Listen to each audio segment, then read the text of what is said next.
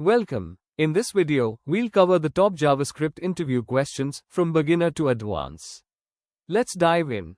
Question number 1. What is the event loop in JavaScript? The event loop in JavaScript is a core mechanism that enables the language to handle asynchronous tasks efficiently, even though it runs on a single thread. It works by continuously checking and coordinating three critical components: the call stack, the callback queue, and the microtask queue. When JavaScript code executes synchronously, function calls are pushed onto the call stack and processed in order. For asynchronous tasks, such as timers, I/O operations, promises, and user events, callbacks are placed in the respective queues. The event loop constantly monitors whether the call stack is empty. When it is, it first processes any microtasks, such as promise, then callbacks, and then picks tasks from the callback queue to be executed on the stack.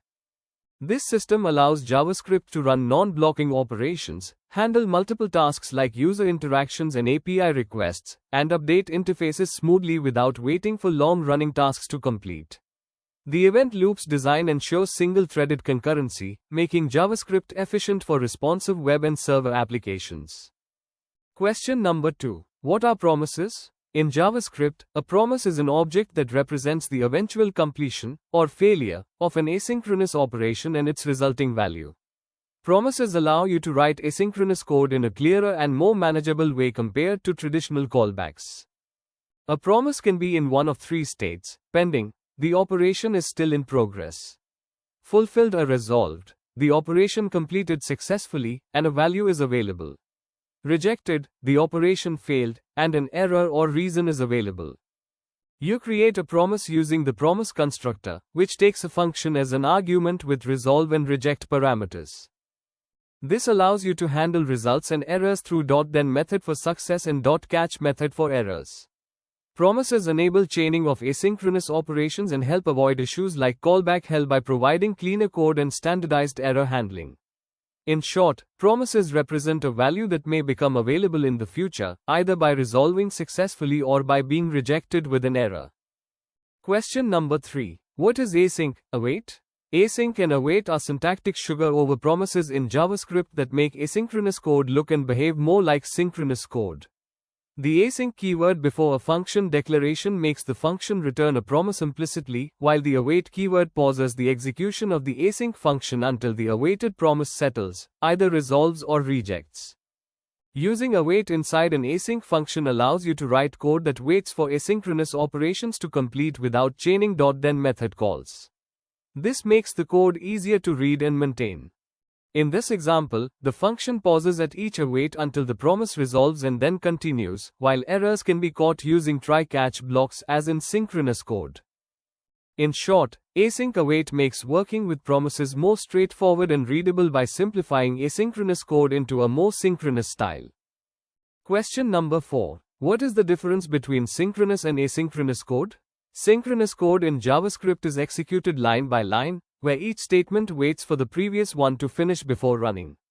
This means the code flow is predictable and blocks further execution until the current operation completes, making it simple to follow but potentially slow, especially if an operation takes a long time to finish. Asynchronous code, on the other hand, allows multiple operations to run without waiting for each to finish. It is non-blocking. After starting an asynchronous task, like a network request or timer, JavaScript can continue running other code and processes the result later using callbacks, promises, or async await syntax. This design enables efficient handling of I/O heavy and high concurrency work, leading to a more responsive application experience. Question number 5. What is the difference between map, for each, and filter? Map applies a function to each element in the array and returns a new array containing the results. It does not modify the original array. Use map when you want to transform or manipulate each element and keep the transformed results. For each simply iterates over each element in the array, executing a provided function, but it does not return a new array or any value. It is used mainly for performing side effects like logging or modifying external variables, not for transformation. Filter applies a function to test each element and returns a new array with only the elements that satisfy the given condition. It filters elements based on criteria without modifying the original array. Question number 6. What is this keyword in JavaScript? The this keyword in JavaScript refers to the object that is currently executing the function. Its value depends on how the function is called, which influences the binding context of this.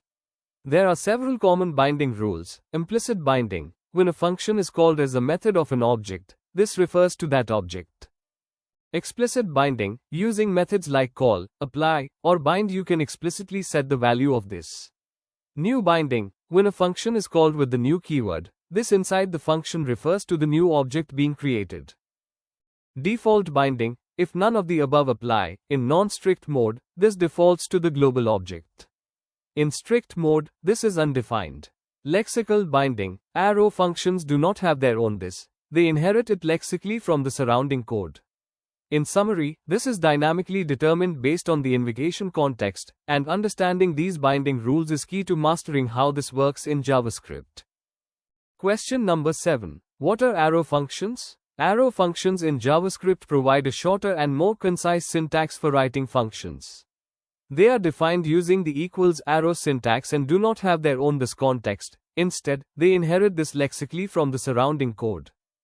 For example, an arrow function that adds two numbers looks like this. Arrow functions are particularly useful for writing concise code, such as callbacks or short functions, and they simplify handling of this binding by using the context of the enclosing scope. Question number 8. What is the difference between shallow copy and deep copy?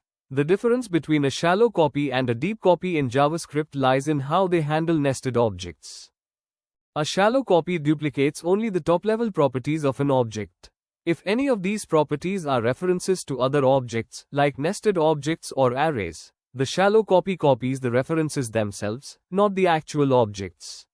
This means changes to nested objects in either the original or the copy will affect both, since they share the same nested references.